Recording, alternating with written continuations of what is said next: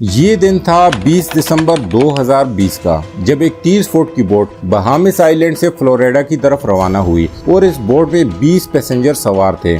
क्योंकि इस बोट ने बहामिस से फ्लोरिडा का सफर पहले भी कई बार तय किया था, इसी वजह से ये सफर भी इनके लिए बिल्कुल नॉर्मल था। लेकिन बीच समंदर में इस बोट के साथ आखिर क्या वाकया पेश आया था? इनको समंदर निकल गया या ये किसी तूफान का शिकार हुए? अगर सिर्फ कोई इन्फॉर्मेशन थी तो वो ये थी कि बहामिस आइलैंड से ये बोट बिल्कुल ठीक ठाक हालत में निकली थी। लेकिन इस इन्फॉर्मेशन के अलावा एक और इन्फॉर्मेशन भी थी, और वो ये थी कि इस बोट को बरमूदा ट्रायंगल से क्रॉस करके गुजरना था। जब अमेरिकन कोस्ट गार्ड को इस बात का इल्म हुआ तो एक सर्च ऑपरेशन कंडक्ट किया गया, जो समंदर के उस हिस्से में पूरे 4 दिन और 4 रातों तक चलता रहा। लेकिन मजाल है कि इस बोट का एक भी हिस्सा मिला हो। शहजाद वाइस की वीडियो में एक बार फिर से खुशामदीद।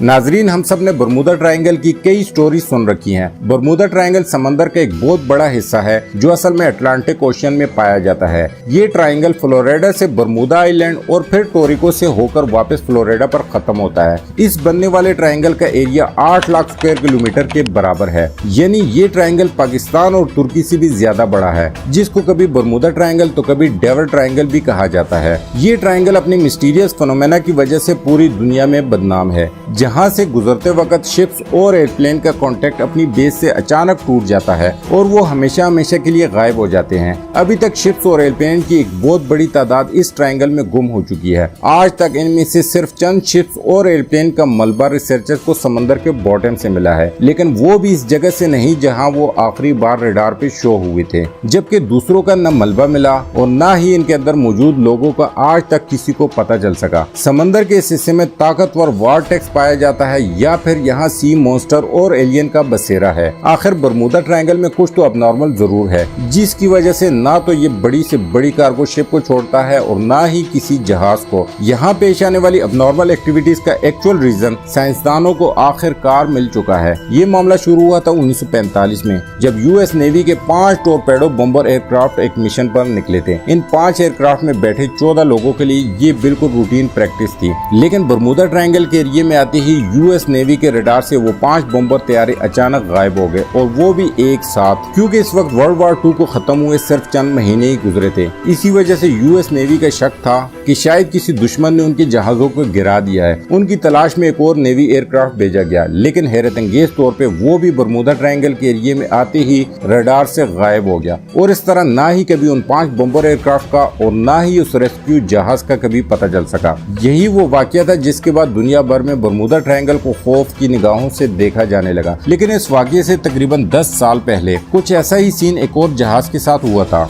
लेकिन खुशकिस्मती से वो अपनी जान बचाने में कामयाब हो गए थे। 19 साल ट्वेन जॉर्ज और David Root style American navy में ऑफिसर्स थे। अचानक इनको अपने वालिद की मौत की खबर मिली तो इनको एक प्राइवेट एयरक्राफ्ट में बैठकर अपने होम टाउन जाना पड़ा। अभी जहाज को बरमूदा ट्रायंगल के समंदर के ऊपर पहुंचे सिर्फ 20 मिनट ही गुजरे थे कि पायलट ने इनको बताया कि जहाज के तमाम इंस्ट्रूमेंट काम करना छोड़ गए हैं। ना ही पायलट को फ्यूल का अंदाजा था, ना ही उसका रेडियो काम कर रहा था, और ना ही उसको ये मालूम था कि इस वक्त किस डायरेक्शन में जा रहा है। इन दोनों भाइयों का कहना था कि इतनी ऊंचाई से भी हमें ना ही कोई शिप नजर आ रही थी और ना ही जमीन का छोटा सा हिस्सा भी। दूर दूर तक सिर्फ पानी और सिर्फ पानी नजर आ रहा था। इतने में पायलट के पसीने छूटना शुरू हो गए और वो बेहोश हो गया। लेकिन खुशकिस्मती से कि जहाज में को पायलट भी मौजूद था, जिसने जहाज का कंट्रोल संभाल लिया, और चंद घंटों की इस खौफनाक प्रवास के बाद आखिरकार इनको जमीन नजर आ गई, जहां जहाज को इमरजेंसी लैंड कर लिया गया। कई सालों के बाद जब बरमूदा ट्रायंगल अपनी मिस्टीरियस वाकयात की वजह से मशहूर हुआ, तब इन दोनों भाइयों को पता चला कि ये खुद इस चीज का शिकार हुए थे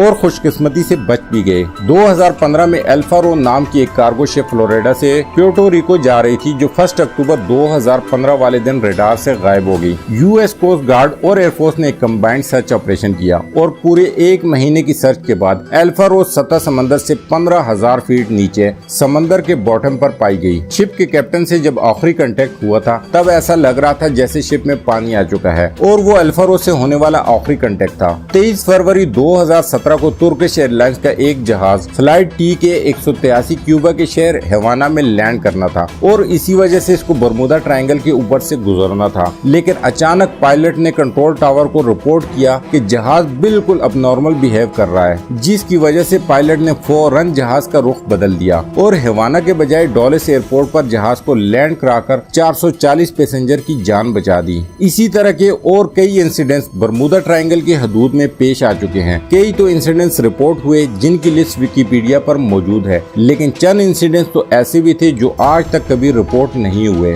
1967 में क्रिसमस वाले दिन एक अमेरिकन बिजनेसमैन जिसका नाम बुराक था अपनी लग्जरी यॉट में मियामी बीच की सैर को निकला, लेकिन थोड़ी देर बाद बीच गार्ड को बुराक की कॉल आई और उसने बताया कि इसकी यॉट की किसी ठोस चीज से टक्कर हुई है। जब गार्ड्स वहां पहुंचे तो ना ही इनको कोई यॉट मिली और ना ही बुराक का कोई नामो निशान था। वल्लाह आलम समंदर में कौन सी चीज से उसकी टक्कर हुई थी, ये राज बुराक के साथ ही हमेशा के लिए दफन हो गया। बरमूदा ट्रायंगल की रोंगटे खड़े करने वाली मिस्ट्रीज हर नए वाक्य के बाद एक बार फिर से लोगों के जहनों में ताज़ा हो जाती है और हर बार की तरह इस मिस्ट्री का जवाब तलाश करने के लिए साइंसदानों की खोज एक बार फिर से शुरू हो जाती है। लेकिन इस बार साइंसदानों ने कुछ ऐसे ठोस सबूत तलाश किए जिससे जाहिर होता है कि शायद वाकई ये मिस्ट्री अब सॉल्व हो चुकी है। यूनिवर्सिटी ऑफ कोलोराडो से ताल्लुक रखने वाली एक अमेरिकन साइंटिस्ट की टीम ने सैटेलाइट से बरमूदा ट्रायंगल की कड़ी जांच की, जिसमें उनको कुछ ऐसा देखने को मिला जो आज से पहले किसी ने भी नहीं देखा था। इन्होंने नोटिस किया कि बरमूदा ट्रायंगल के ऊपर कुछ ऐसे क्लाउड्स बन रहे हैं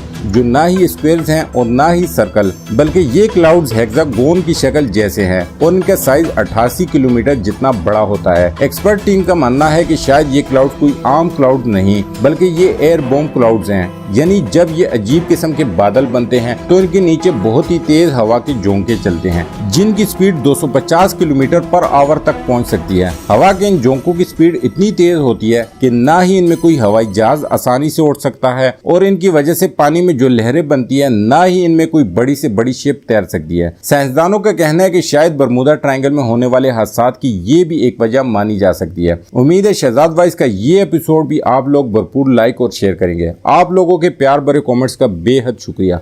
मिलते हैं अगली शानदार वीडियो में।